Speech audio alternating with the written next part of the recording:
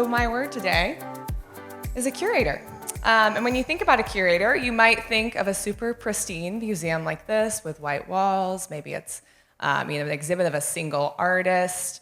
You might go to a collection of works like we've got here, a variety of artists, maybe all on one theme or an inspiration point, maybe a year. But today I'd like to talk about what's my favorite kind of curator, which is an everyday curator. And so this here is from an artist gallery in my hometown, Columbus, Georgia. The artist is Bo Bartlett. And here you can see we've got some works that maybe look like they're of value, and then there's some things here that we're just assuming they have value because they're on this artist's wall, and you're like, that must be like his paint palette from like the first piece he ever made. Like that must be really, really important. It also might just be a random one. We don't know. And so that's what, this idea that just because it's on the wall, it's in this space, we're assumed to give it value and to really respect it and kind of understand the story that's being told here.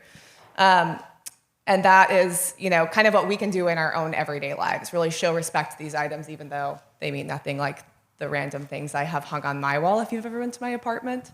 Same kind of thing. And so this account is one of my favorites. We're not looking at a Spot the Difference series here, but if you can pick out all the changes, I will applaud you.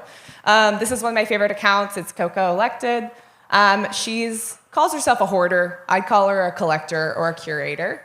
And what I love about this account and what I always take away from it is really the freedom that comes from just curating a space and just using what you love in this space. So most of these pieces are probably not from the same collection. They're not from the same artist. They may be from a thrift store. They may be from really anywhere at all. And they're just kind of all in this space together. And because your eye doesn't really have anywhere to rest, you're kind of just seeing it all together. Each of these pieces kind of give each other more value in the fact that they're all there together.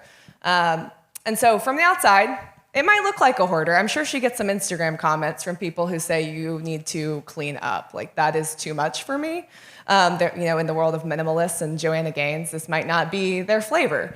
But she understands the value and she's able to pair it in a way that I think, for me at least, this is my favorite room and I would love to live here.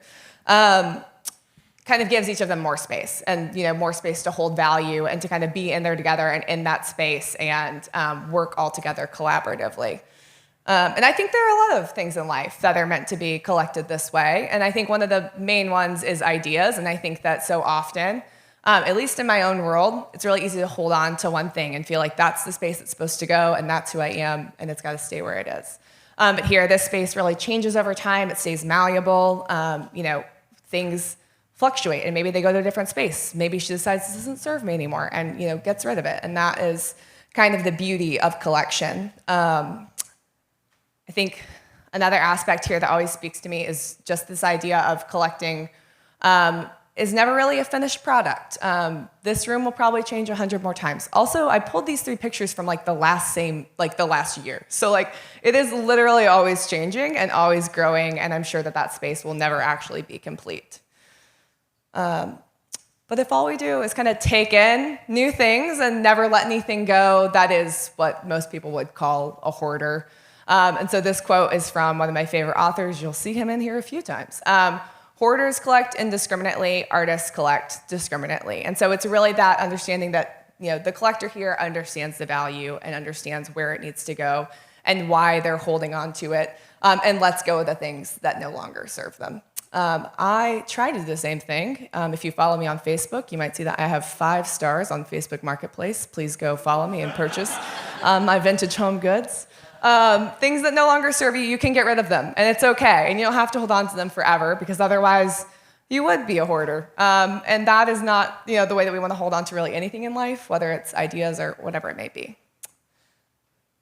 So one of my favorite writers, calls himself a writer who draws here, is Austin Kleon. And this is a series that he calls Newspaper Blackouts, where he takes a newspaper or a magazine and blacks out all the words that he no longer wants to see to create a poem.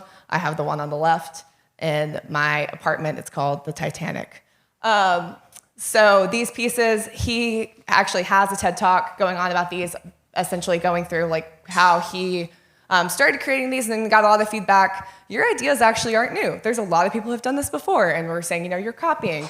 And went on to write a book that's really great called Steal Like an Artist. It's all about this idea of taking what works from you, from other artists, and pulling it into your own work and kind of creating your own unique family tree of art and ideas. And so that's really the whole point, is that great artists are thieves. And that's an example of this here, and taking that existing idea and giving it new meaning and life. And I think we get so much more out of life when we think about ideas and our perspective and our personalities that way, that we have the opportunity to change and grow and to pull an inspiration from a lot of sources, and to not, hold on to anything too tightly. If you knew me when I was 16, I just thought that like Audrey Hepburn was like everything and all I needed to be. And I really boxed myself in that way. You might actually not be that surprised to know that today. I feel like it's still deep within me. But I did it in a way that wasn't healthy. Really boxing myself in to say like, or even another, any other kind of personality, like, would they do that? Like, if they wouldn't do that, then I don't want to do that. And so that can really box you in a way that's not healthy. I think it's important to have inspiration points and, people you want to aspire to and things that you're going after, but to not make it your end goal and the final point and, to kind of put yourself in a box. There's that idea of kind of curating and collecting different perspectives that I think is really, really valuable. I am a major goal setter. If you know me, you know this. I love a list. I love a to-do list. I love to know where we're going. Where are we going next? Okay, let's go. But I'm not a big fan of the 5 and the 10-year plans, because I think having an idea of where you want to go and an inspiration point and kind of letting yourself grow along the way is so much more valuable. Because again, 16-year-old me would not think that I am where I am today. And that's a good thing. Like, I think that I've grown in a way that's, made me better. And then a lot of that is that ability to just be flexible with who I am and who I'm becoming. I'll end with my favorite type of art to make, which I think kind of sums this all up, is collage art, because you're really taking something and deconstructing it and then making it your own. And a lot of times I will hold on to something for a long time. I was a subscriber to Darling magazine, like the first year they came out, and I still have all of them, but they're all cut up.